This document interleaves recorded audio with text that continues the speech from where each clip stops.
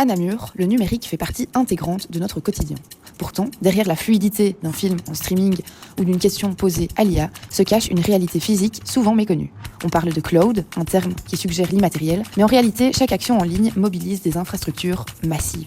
Pour exister, vos données doivent habiter quelque part. Ce lieu, c'est les data centers. Ce sont des grands bâtiments sécurisés, remplis de milliers de serveurs, c'est-à-dire des ordinateurs super puissants qui stockent et sauvegardent vos informations 24 heures sur 24.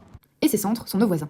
En Wallonie, on en trouve un à Gembloux, un à Villers-le-Bouillet ou encore à Fartienne. Vos données ne sont donc pas dans le ciel, elles sont dans le fer et le cuivre, ici. À longueur de journée, on envoie des TikTok, des réels et des emails, sans même réaliser qu'on n'aurait jamais utilisé un stylo, du papier et un timbre pour le même message. Plus nous stockons de photos, de vidéos ou de fichiers inutiles, plus ces data centers doivent s'agrandir ou se multiplier. Ce stockage de données, qui n'est donc pas immatériel, a un coût environnemental important. En effet, les centres de données nécessitent une grande quantité d'électricité et produisent également beaucoup de chaleur.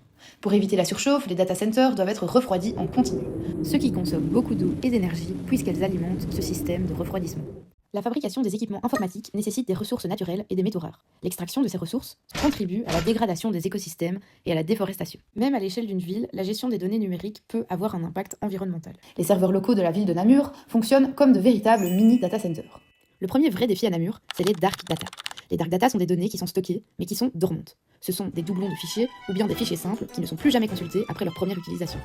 De ce fait, on force des systèmes de sauvegarde et de refroidissement à tourner en permanence pour rien, ce qui entraîne, au-delà de la perte de temps dans la recherche d'un fichier, une consommation énergétique importante. Tout cela provoque ce qu'on appelle une hémorragie énergétique. Pour la combattre, certaines entreprises commencent à développer des data centers plus durables, alimentés par des énergies renouvelables ou conçus pour consommer moins d'énergie.